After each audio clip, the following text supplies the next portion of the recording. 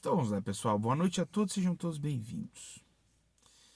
Quem me acompanha aqui há mais tempo sabe muito bem que, para além das análises, das reflexões, dos comentários e das opiniões, eu também gosto, isso é praticamente um fetiche, eu até confesso que isso é um fetiche, eu gosto de especular as intenções dos grupos políticos que estão aí, né, participando do game, os players políticos. E eu vou ser sincero com vocês, né?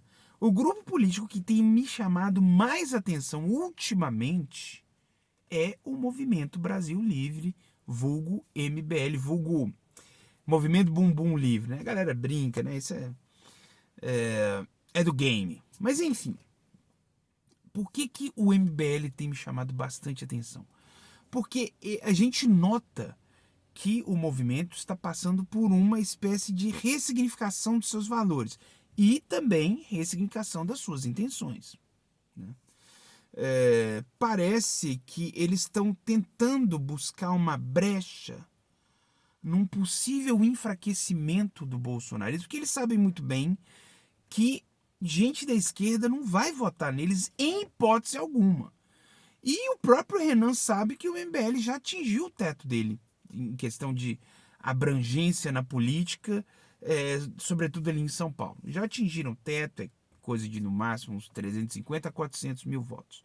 Hoje em dia, depois do tal do derrete MBL. Porque antes disso, Kim teve números bastante expressivos, né? Se eu não me engano, ele teve, né, na primeira no primeiro pleito dele aí, foi o quê? 1 milhão de votos? Foi algo em torno disso. Mas era muito bolsonarista que votou nele, né? Que não era necessariamente pessoas do MBL, mas que notava que ele era um cara com um certo cacife, só que depois do derrete MBL só ficou os mais orgânicos mesmo. E aí é onde atingiu esse teto, né? Pois bem, o fato é que eles querem reconquistar essa galera, né? E para reconquistar isso, você tem que virar o disco, ou não? Vai ficar naquela coisa, nem Lula nem Bolsonaro? Vai ficar naquela coisa de que imaginar que diante do enfraquecimento do bolsonarismo, eles vão conseguir, né, jogar uma rede ali, conseguir pescar peixe suficiente para conseguir lançar uma candidatura majoritária? Sei lá, um Kim no Senado? Mamãe falei governador, bicho. Mamãe falei governador, cara. Essa é uma coisa inconcebível para mim. Primeiro porque, comportamentalmente falando, o Arthur, ele é muito esbaforido. Essa é a verdade. E gosta de meter o louco. Eu lembro de um debate que ele teve ali, o debate virtual, né? Coisa completamente constrangedora. Um debate que ele teve lá com Gilmar, acho que Gilmar ou Gilberto Tato, que era o candidato do PT. Foi uma coisa lamentável, um debate lamentável entre eles, né? E ele acha que aquilo ali que é o que rende os engajamentos, né? Porque, de certa forma, o Arthur ele foi lançado no mundo dessa forma, né? Através da lacração, através da pessoa, né? Ficar irritando ali, tocando na ferida ali, até a pessoa apelar, e aí com esse apelo ele vai e faz o corte, coloca lá no canal dele e tal, e aí ele sai como uma pessoa triunfante, né? Lá, conseguir despertar a ira de fulano, então só com questionamentos e tal. Mas voltando aqui pro raciocínio, eu noto que as investidas dele para tentar querer pegar essa galera, eu acho que não vai dar certo. Primeiro, porque eles não viram o disco. Eles estão naquela coisa de ficar atacando o Lula e o Bolsonaro. E eles não entendem que parte dessa galera que votou no Bolsonaro ainda gosta do Bolsonaro, independente de tudo, velho. Vocês não conseguem. Cara, a galera é fanatizada.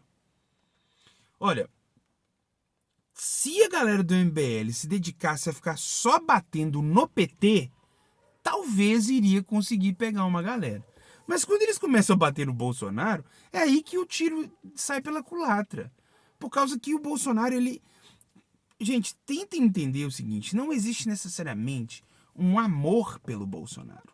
O que existe nessa gente, nessa direita burlesca, atacante, é uma repugnância absoluta ao PT. Eles têm essa repugnância. E querendo ou não, o Bolsonaro foi o cara que teve o maior feeling, né, a maior carga simbólica nesse antipetismo.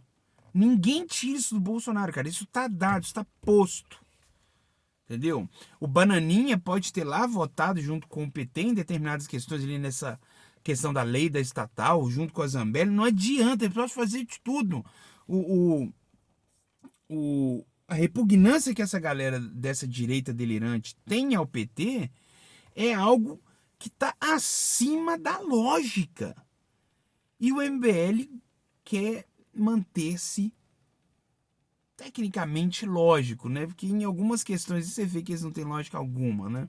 Sobretudo na forma como eles compreendem o papel do Estado no Brasil dentro dessa lógica liberal. Porque a gente sabe muito bem que aqui no Brasil, liberalismo, da forma como eles pregam, é adolecer político. A gente sabe muito bem, né? Olha, se a gente entender que o MBL está partindo para uma maturidade, é quando eles começarem a defender algo em torno de uma social-democracia. Como, por exemplo, não ficar contra a PEC do Bolsa Família. Mas não, eles ficam falando que é a PEC do fim do mundo, é a PEC do fura-teto, etc. Eles falaram lá no Congresso do MBL que eles iriam abdicar um pouco desse discurso liberal. Mas como? Sendo contra a PEC do Bolsa Família? E os famintos? Vocês querem pensar no social? Vocês querem ter uma visão mais voltada para uma social-democracia? E aí, como é que vocês fazem isso? Sendo contra, apenas por ser contra, porque é o PT que está querendo essa PEC da transição. Essa PEC aí, sim, PEC do Bolsa Família. Tá? Jovem Pan fica falando que é PEC do fim do mundo, PEC do apocalipse. Não, mas é a PEC do Bolsa Família.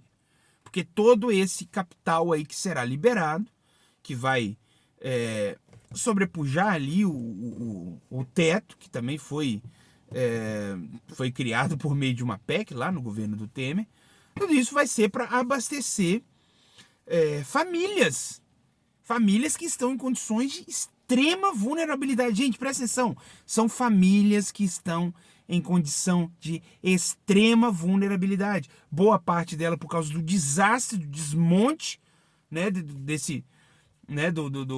das ações aí do Paulo Guedes na pasta aí da Fazenda.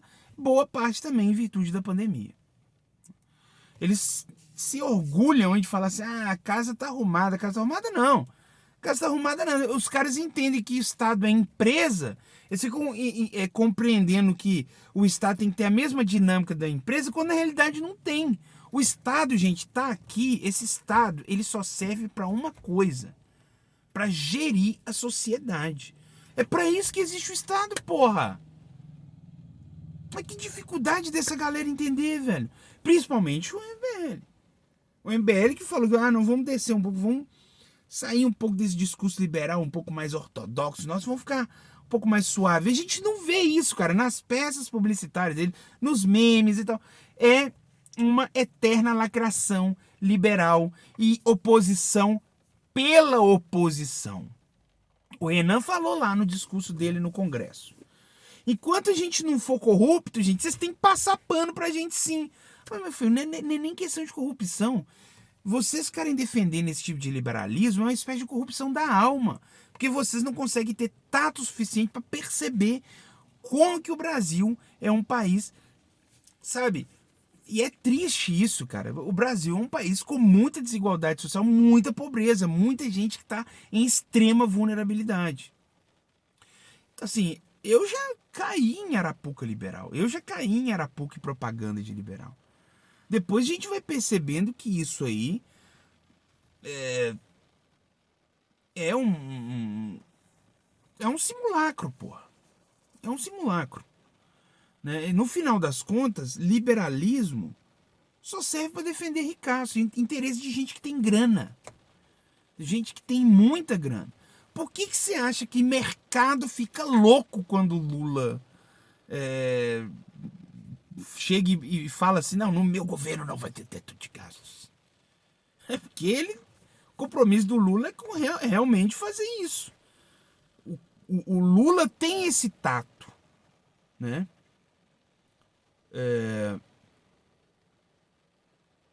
E o Lula também sabe fazer política, cara. Por isso que ele vai conseguir. Essa PEC da transição, ela vai ser aprovada. Os liberais aí, o mercado financeiro, né, vai ficar cheio de ódio no coração, mas não vai dar. O Lula vai conseguir aprovar essa PEC antes até dele tomar posse. E aí, quando ele tomar posse, ele vai operar, vai fazer a distribuição e aí vai tentar conter um pouco o avanço da miséria e da pobreza nesse país. E o MBL chegou no teto, tá com o mesmo discurso, vai ficar no teto. Então não vai adiantar é nada, meu amigo. Entendeu? Não vai adiantar absolutamente nada, tá? Então é isso, ficamos por aqui e até o próximo vídeo.